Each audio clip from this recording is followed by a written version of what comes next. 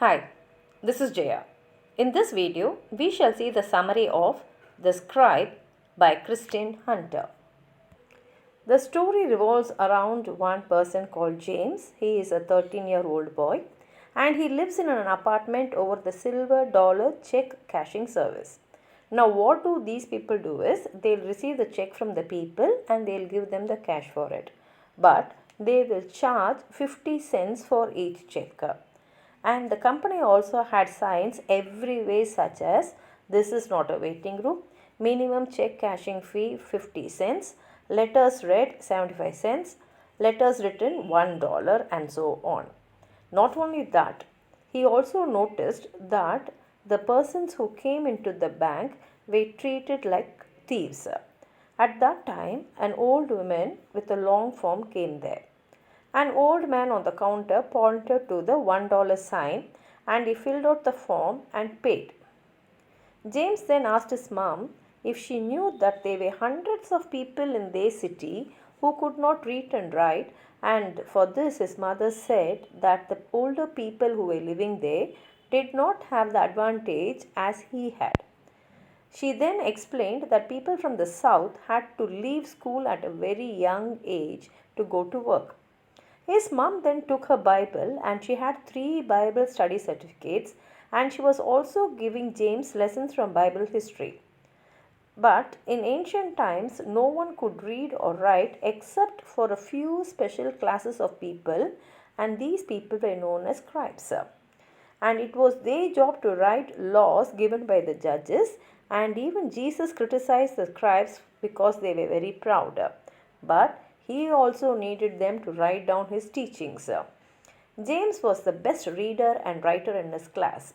So he had an idea, and the next morning, after his parents went to work, he took his mom's table and folding chair and wrote a sign which read, Public Scribe, all services free. James set his table up in front of the silver dollar and waited. But he had a doubt in his mind. If people could not read, how would they know what he was there for?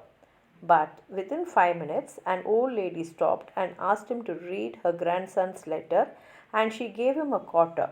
But he handed that back to her and he said that his services are free.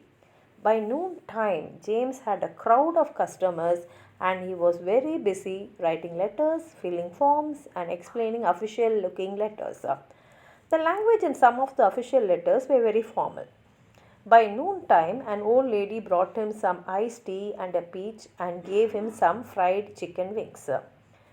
At that time, a cop approached him. In James' neighborhood, when the people see cop, they would scatter. Now, why the cop came there is they had received a complaint that he ran his business without a license. James was only 13. And he was feeling very good when he was doing this service free. But now he did not feel like the big black businessman and felt like a little kid. One little old lady shook her umbrella at the cop, but the rest did not say anything.